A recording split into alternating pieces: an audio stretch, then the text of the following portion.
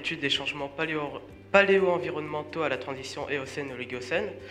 Pour cela, on a Alexandra, John Kevin, Bastien et moi-même Jonathan, ainsi que la thésarde de Julie Girardi.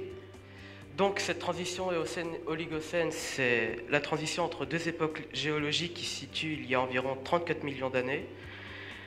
Il y a différents changements, dont la principale qui est la formation de calottes glaciaires développées et permanentes. Donc dans le domaine marin, ça se résulte par la chute du niveau marin ainsi que des immersions. Mais nous, on travaille sur le domaine continental et on remarque qu'il y a le renouvellement de la faune et de la faune, ainsi que le développement de nouvelles espèces censées résister au climat sec et froid. Je vois qu'ils ont travaillé sur des carottes, donc le système de carottage, c'est quand même quelque chose d'un petit peu lourd. C'est un matériau qui est précieux, qu'on ne peut pas utiliser comme ça. C'est une chance qu'ils ont eu de pouvoir travailler sur ces matériaux. Donc en général, en fait, il y a la moitié de la carotte qui est conservée, l'autre moitié, elle peut servir à des analyses. Et de toute façon, c'est des morceaux que je devais utiliser, moi, pour la thèse. Donc ça revenait au même que ce soit eux qui manipulent ou moi. Eh ben, tant mieux, bravo, voilà. Merci de Et leur avoir fait partager ça. Je les remercie d'avoir fait le travail qu'ils ont fait, surtout ces dernières semaines. Ça a été un peu intense pour fournir ce PowerPoint. Merci beaucoup. Bon, en tout cas, bravo pour le résultat et pour les explications que vous nous avez données. Merci à tous les 5.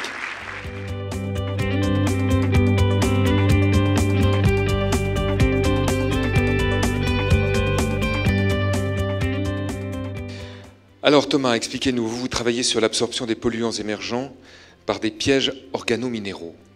Oui, absolument, donc bonjour à tous. Donc l'idée c'est de travailler sur les polluants émergents, donc ce sont ces fameux nouveaux micro-polluants problématiques, hein, donc les lycéennes vont vous les présenter davantage. Le but de cette thèse, c'est de dépolluer les eaux usées, d'enlever les médicaments et les hormones qu'on retrouve à la sortie des eaux usées, parce que ça peut entraîner un danger environnemental. Donc pour cela, on va utiliser des argiles naturelles et on va vérifier le potentiel d'absorption des molécules médicamenteuses sur les argiles. Le travail que vous effectuez avec les argiles, hein, qui nous ont été présentées, avec leurs particularités, leur capacité d'absorption, qu'est-ce qu'on en fait? Qu'est-ce qu'on imagine de pouvoir en faire après si on les utilisait comme filtre véritablement?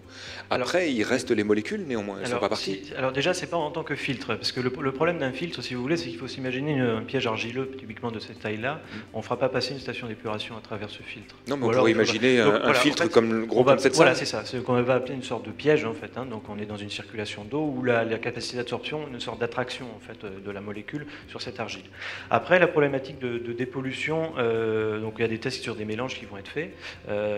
L'idée c'est de savoir comment s'absorbe la molécule sur l'argile. C'est-à-dire que là, à l'an 1, on sait que ça s'absorbe en pourcentage assez correct, parce que là, la concentration est très très supérieure au milieu naturel. En milieu naturel, on est à peu près 1000 fois moins concentré. Donc vous saturez volontairement? Oui, on sature volontairement pour voir, parce qu'on a des problèmes analytiques pour l'instant. Simplement, l'étape 2, c'est après de comprendre comment ça s'absorbe. Parce que si on veut désorber, il faut comprendre comment ça s'absorbe. Bien sûr. C'est la difficulté. Voilà. Merci en tout cas pour ces explications. Merci mesdemoiselles pour vos explications aussi. On a bien compris.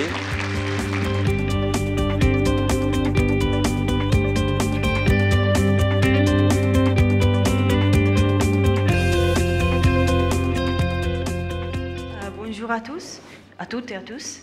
Je m'appelle Giulia Palazzi, je suis en première année de thèse avec Laurent Jolivet et Hugues Rambourg à l'ISTO, l'Institut des sciences de la Terre d'Orléans. Donc,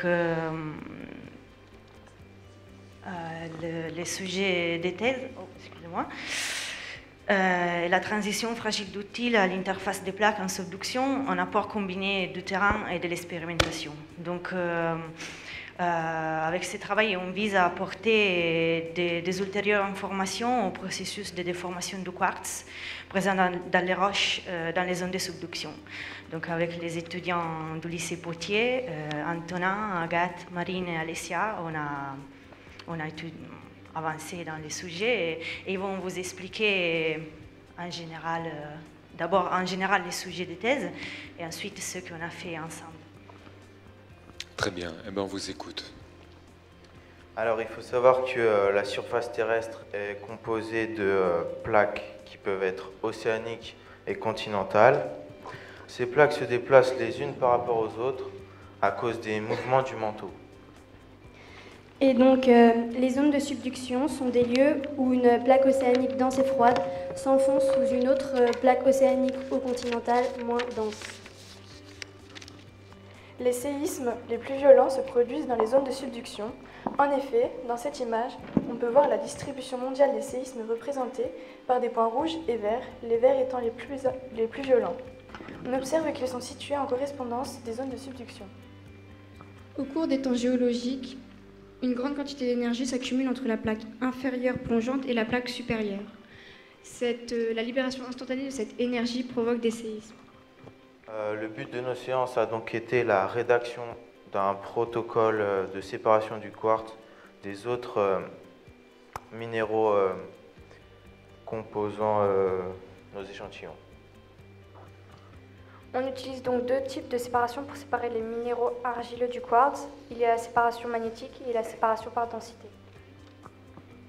Et donc avec la séparation densimétrique, on profite de la différence de densité entre les minéraux qui constituent nos échantillons. Et pour que la séparation soit nette et flagrante, la densité du liquide utilisé doit être supérieure à celle du quartz, mais inférieure à celle des argiles. Dans la séparation magnétique, il y a les minéraux argileux, contrairement au quartz, qui sont attirés par les aimants, car ils ont des propriétés magnétiques. L'efficacité du tri dépend surtout des réglages de l'inclinaison de la machine. Donc dans notre travail, on a effectué des réglages différents, donc selon l'inclinaison frontale et l'inclinaison latérale de la machine. Donc tout ça entre 5 et 25 degrés. Et sur 3 granulométries différentes. Donc pour chaque test, on a pris des photos et calculé la proportion du quartz trié par rapport à la proportion et la quantité totale de grains.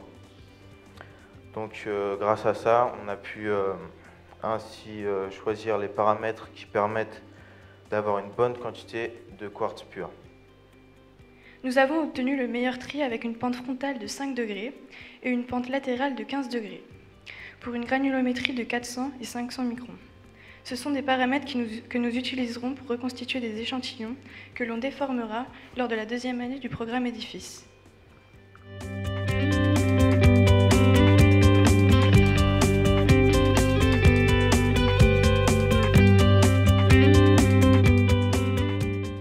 Moi, je travaille sur un autre type de minéralisation qui est focalisé donc, dans le Massif central et au Portugal notamment.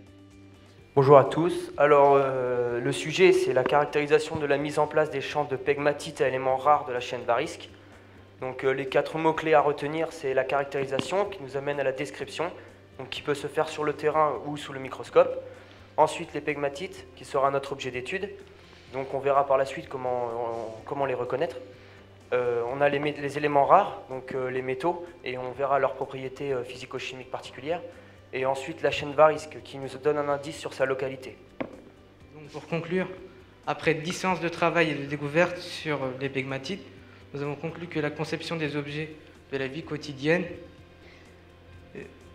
nécessitait l'utilisation de métaux aux propriétés particulières et que ces métaux sont constitués en grande quantité dans certaines roches, dont les pegmatites.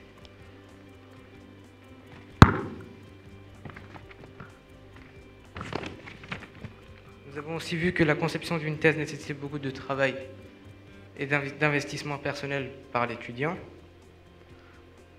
Pour ce qui est des points positifs, c'est que nous avons appris beaucoup de choses sur la géologie, voir les différents aspects du monde et du travail. Donc alors, si le projet continue, on aimerait bien aller sur le terrain parce que c'est ce qui nous a un peu manqué cette année. On aimerait également approfondir nos connaissances dans le domaine de la géologie et pour pouvoir poursuivre le projet avec Sarah pour voir l'aboutissement de sa thèse. Merci à tous.